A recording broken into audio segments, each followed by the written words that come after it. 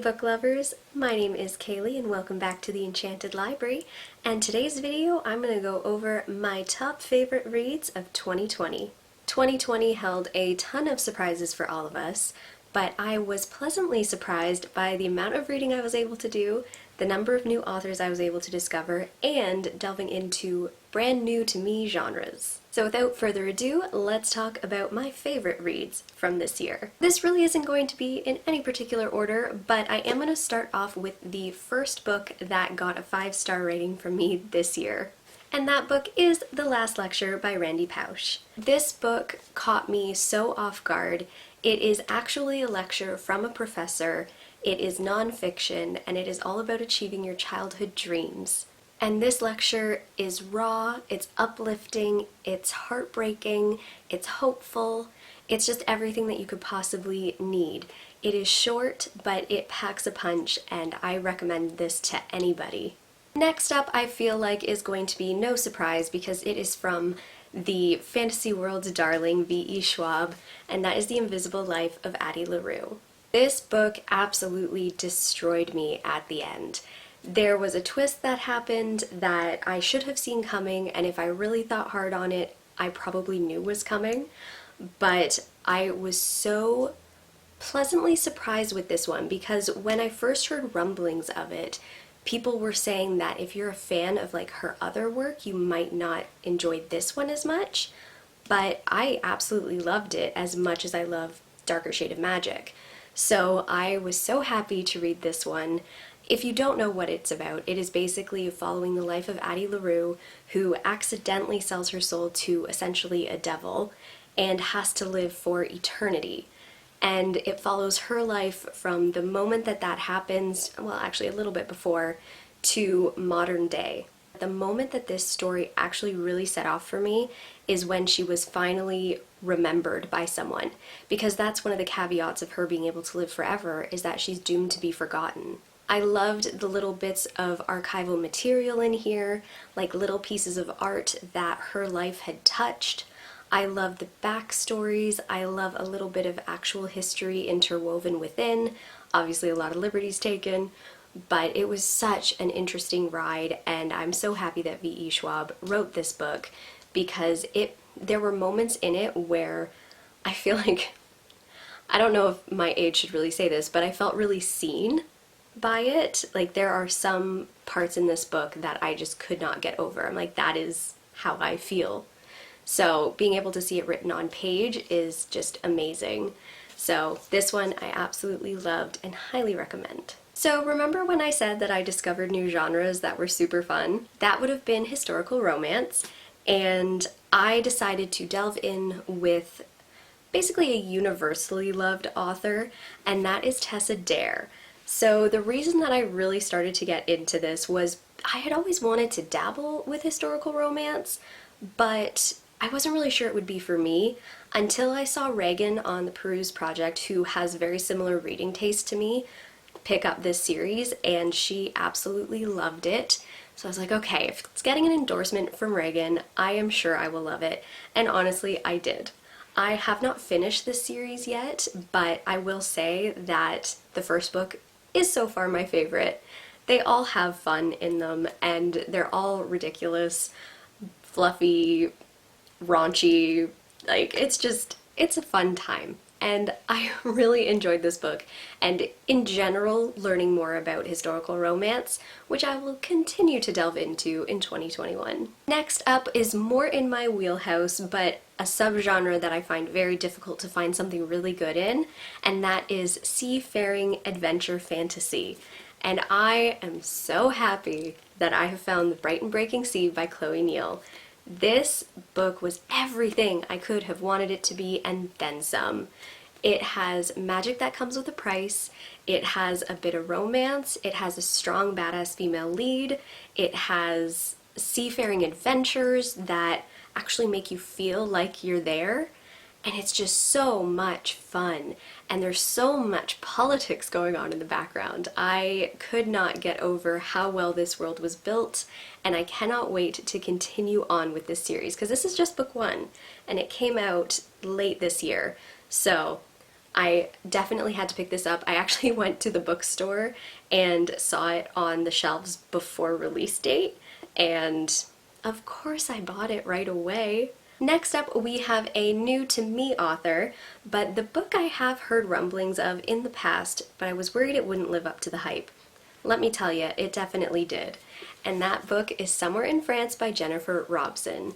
So this is the first book in the Great War series, and I have only read this one, but I absolutely adored it. That's why it's on this list. That's why all of these books are on this list. But it again follows a very strong female character set in World War II.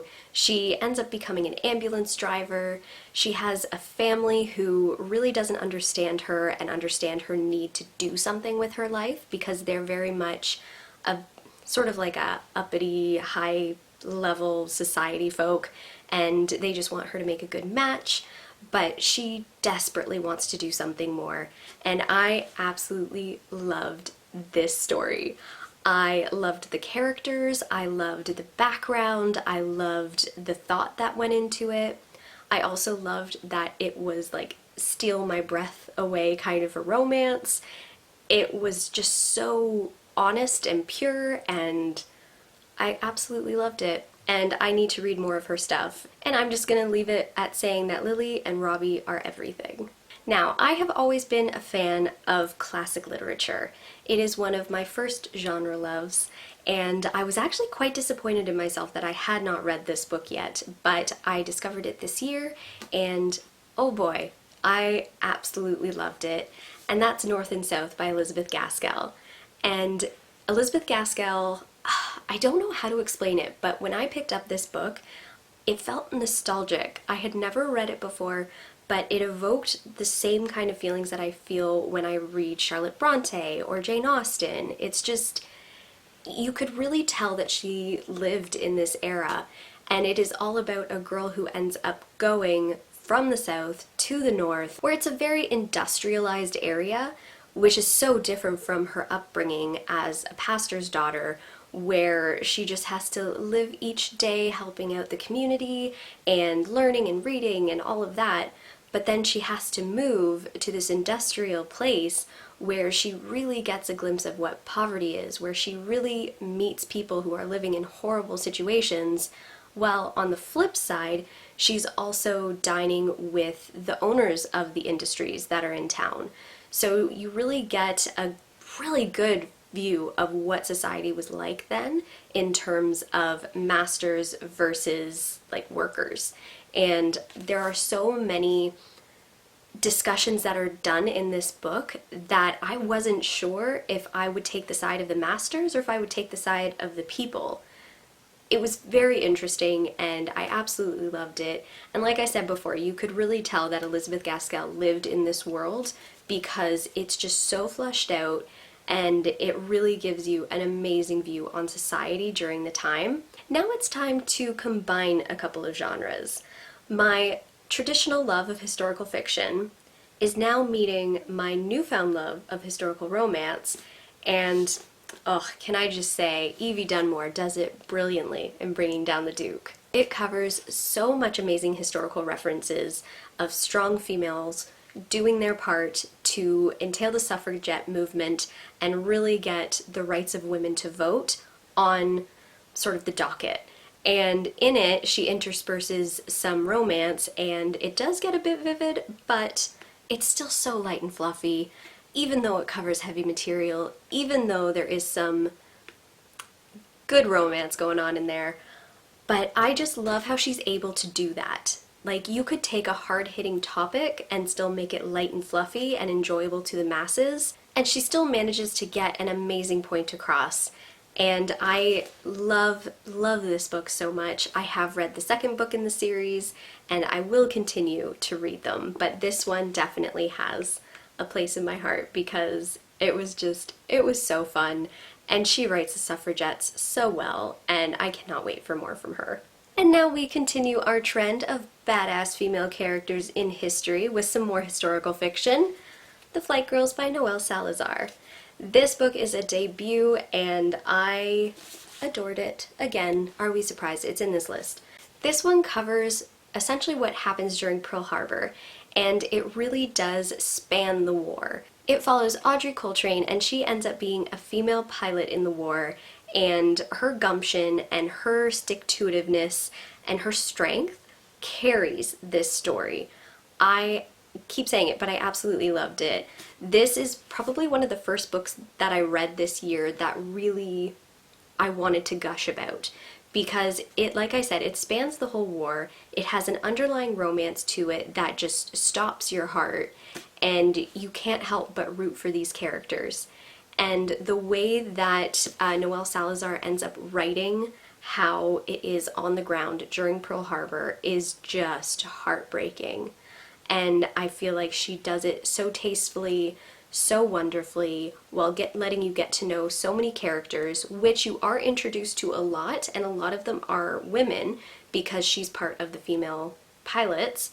And even though there are so many female pilot characters, you never feel like they're an amalgamation. Like, each one has their own personality, and I think that that is quite an accomplishment, because I feel like you could very easily just get stuck in writing the same type of character for each one, but they're all different, they're all unique, and I appreciate that she was able to do that so well, while also keeping Audrey very much front and center and keeping her even more separate from the others. Okay, let's take a little break from historical fiction and let's talk about an audiobook that I actually listened to this year. And that is As You Wish by Cary Elwes, and it was actually narrated by him as well. And there were even cameos from other actors from the movie and behind the scenes, and it was just such a wonderful way to learn more about The Princess Bride, because The Princess Bride is a cult classic. I feel like everybody who's seen it loves it. It gives me such a sense of nostalgia when I go back and rewatch it. It's so much fun, and it's just part of pop culture in general. So being able to listen to Cary Elwes wax poetic and just reminisce on the past and how it was making that film, the pros, the cons, way more pros than cons though, and the ups and the downs, and just so much about it that I would never have known had I not picked up this book. But it was just a wonderful, wonderful listen. And if you are sort of hesitant on audiobooks, or if you just want to learn more about The Princess Bride, I would highly recommend checking out the audiobook version of it. I do still want to get the physical copy because I'm sure there's pictures and things in there that would be wonderful to see. But just here, it's like Cary Elwes was just speaking to me about his time on The Princess Bride, and it was wonderful. So I had a smile on my face pretty much the entire time I was listening to it. And let's pop back into learning about genres that I didn't think I would like. So I am not very good with reading mysteries or thrillers. I find mysteries are not very mysterious, and I find thrillers not that thrilling. So I tend to avoid them. Now, what I have discovered though is that there is a subgenre of mysteries that I absolutely love, and this book helped me discover that. That's A Curious Beginning by Deanna Raybourne. I binged every book that is out in this series within a couple of weeks. I absolutely adore it. I don't know why. This book has been sitting on my shelf for at least 5 years, and I just apparently decided to pick it up today. Or not today. I just decided to pick it up this year, and I'm kicking myself for not having gushed about it earlier, for having read it earlier, but this book is everything for me. Honestly, Veronica and Revelstoke are just perfect. So when I say that this is like a subgenre, this is a historical fiction mystery series where you have a really strong, smart female, and you have a very understanding, soft but strong male, and I love that pairing. I can't help it. I adore this series so much. I can't praise it enough. I can't wait until the next book comes out. I am counting down the days. It's book 6. There's 5 out already for this. So if you want to binge a historical mystery series, do it.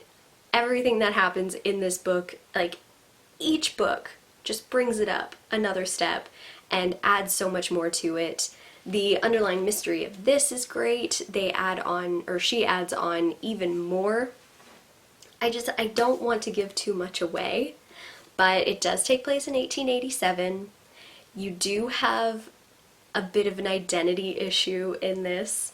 You do have like just a fun adventure. You have a little bit of a road trip vibe in it. You get a little bit of a traveling carnival. You get a little bit of history. You get a little bit of taxidermy, and you get a lot of butterflies. It's just in more ways than one, actually. And it's just so lovely. I squee when I read these books, and I can't praise them enough. So, thank you to this book for teaching me about a subgenre I never thought I would like, and now I have a ton of them on my Goodreads TBR. Alright, and now we are on to the last book of my favorites of 2020, and are we going to be surprised that it's another war historical fiction? No, we're not surprised. I adore this. This book made me gasp, it took my breath away, it had me on the edge of my seat, it had me crying, it had me gasping, like I said. Like, it's just, this book was so wonderful. It's Dragonfly by Layla Meacham, by the way. I haven't mentioned that. I have not read anything by her before. Apparently she wrote the book Roses, which I had never heard of, but upon delving into it more, it is much loved. I could not get over how well done this book is, and I desperately want to see it in a TV show done properly. It covers 5 civilians, basically, who get turned into spies to go behind enemy lines in France during World War II to basically infiltrate the Nazis. It's so good. These people never know each other's real names. They have code names. They don't talk about their lives, but they each have underlying reasons for why they're going to France, other than just to be a spy. Like, they all have their own secrets. They all have their own, like, abilities, and it's so good. It's a bigger book. Obviously not the biggest that I've read, but I thought that there would be moments in this where it was a lull. I thought there would be times that I would be wishing for it to continue and just get to the good stuff. This whole book is the good stuff. You have a little bit of flipping between, like, present day and during the war, and you also have time jumps because this takes place through all of it and just beyond. It's so good. I can't gush about it enough. So if you are into war fiction, historical fiction, espionage, all of that, this has everything. It's so good. Those are my favorite reads from 2020. Are there any on there that were on your list, or any that you plan to read, or that you have read? What are your thoughts? I would love to hear in the description down below. And please be sure to like this video and subscribe to my channel. Again, hit that bell notification so then that way you are alerted for whenever I post videos, because as I said in my reintroduction video, I have no idea what my posting schedule is going to be like. But boy do I have plans. And until next time, keep reading.